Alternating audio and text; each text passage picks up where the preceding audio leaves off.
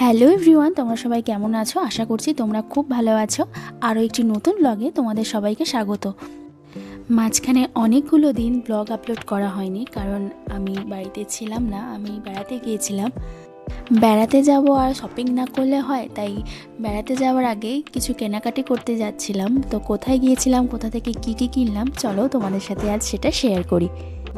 মেয়েকে বাড়িতে রেখে গিয়েছিলাম, ওকে তাড়াতাড়ি খাইয়ে ঘুম পাড়িয়ে দিয়েছিলাম। তারপর আমিও ঝটপট করে রেডি হয়ে বেরিয়ে পড়লাম।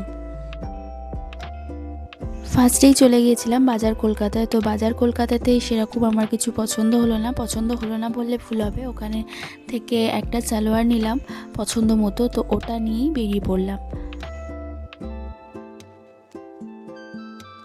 এরপর ওখান থেকে বেরিয়ে চলে গিয়েছিলাম এম বাজারে। তো গিয়েই ওর কিছু শার্ট দেখছিলাম, টি শার্ট।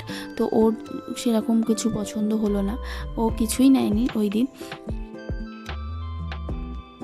ওর তো এখান থেকেও কিছু পছন্দ হলো না, আর বাজার কলকাতাতেও সেরকম কিছু পছন্দ হয়নি। তাই আমার কয়েকটা জিনিস নিয়ে বেরিয়ে পড়লাম বিল কাউন্টারের দিকে।